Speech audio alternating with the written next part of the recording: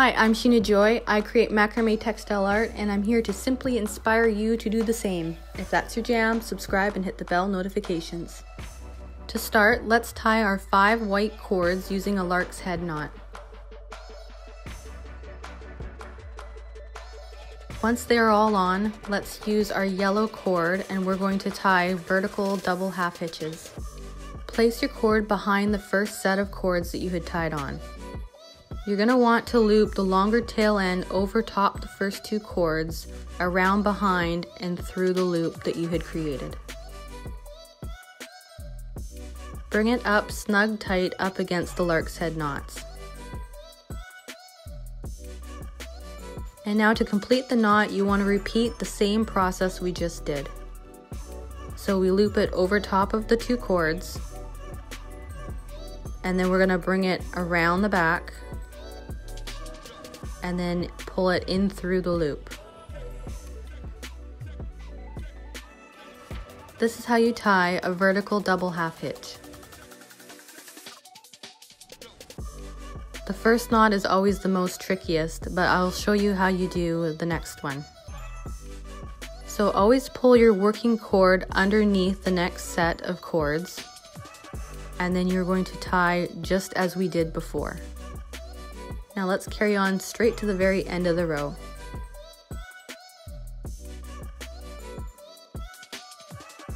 Now this part tends to confuse a lot of people because we're now going to work in the opposite direction.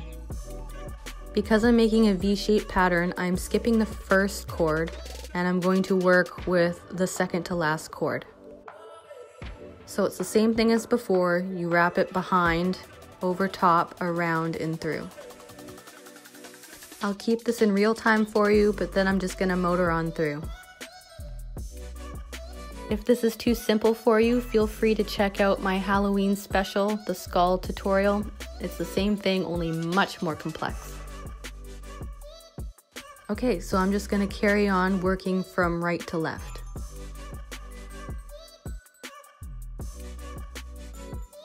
Don't forget to skip the last cord, and then we're going to work from left to right. Okay, so now we're going to drop our yellow cord and work with our black.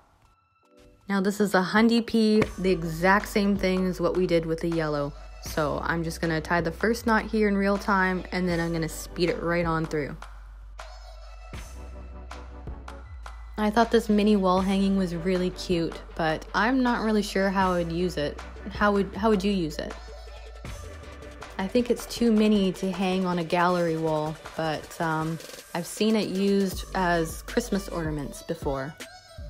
Or it could be a tiny little thingamabobber you hang on your rear view mirror. I don't know. How would you use it? Okay, to finish it up, we need to weave in the ends. So flipping it over to the back side, we're just going to use our tapestry needle and we're just going to fish it through some of the loops behind.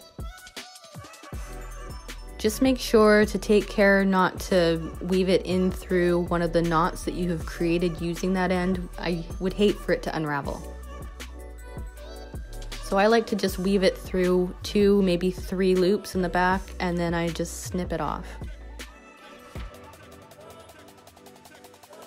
Take care when you're cutting it, and I'm just going to carry on and weave in the rest of these ends. Next, he gets a haircut just to look all neat. And then you can tie butcher's twine to use as the hanger. If you like this video, please give it a thumbs up and subscribe to see more. Also, here are 2 more videos I think you'll enjoy. I'll see you over there.